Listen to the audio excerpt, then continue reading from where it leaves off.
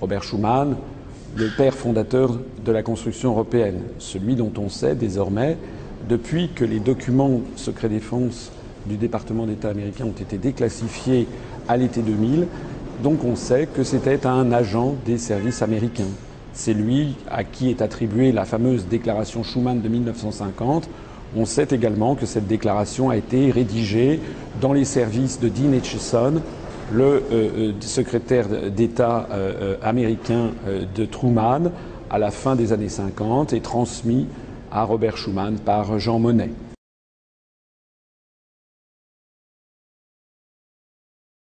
Walter Hallstein a été le premier président de la Commission européenne de 1958 à 1967.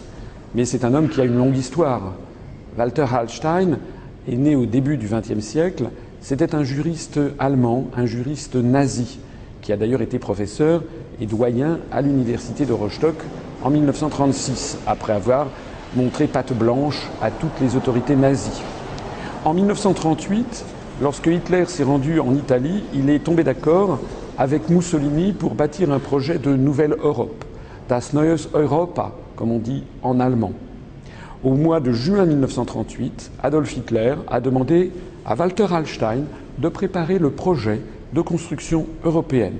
Ce projet, d'ailleurs, cette nouvelle Europe qui a été vendue aux Français sous l'occupation et qui avait motivé notamment la grande exposition sur la France européenne qui a eu lieu en 1941 à Paris au Grand Palais, inaugurée par le représentant de Pétain d'un côté, par les autorités d'occupation nazie de l'autre côté. Walter Hallstein a été arrêté, il était officier nazi, il a été arrêté à la fin de la Seconde Guerre mondiale, après la bataille de Cherbourg.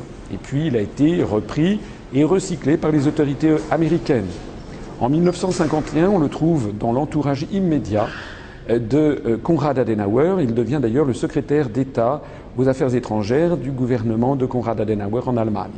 C'est lui qui va préparer le projet de Nouvelle Europe, la nouvelle Europe, à partir des plans qu'il avait préparés pour Hitler et Mussolini. C'est ce qui va donner le traité de Rome qu'il signera d'ailleurs le 25 mars 1957 à côté du chancelier d'Allemagne, Konrad Adenauer. Walter Hallstein a ensuite été le promoteur du plan Hallstein en 1965 qui prévoyait une Europe fédérale. C'est d'ailleurs exactement ce qui se passe en ce moment. Et c'est justement ce plan Hallstein qui avait motivé Charles de Gaulle lorsque Charles de Gaulle avait dit stop, avait décidé de ne plus envoyer aucun représentant à la Commission européenne à Bruxelles, pratiquant ainsi la politique de la chaise vide. Parce que le président de la République française, le fondateur de la France libre, Charles de Gaulle, savait très bien à quoi s'en tenir sur Walter Hallstein, un nazi recyclé par les Américains pour détruire les nations d'Europe et les placer sous l'autorité d'un empire dictatorial.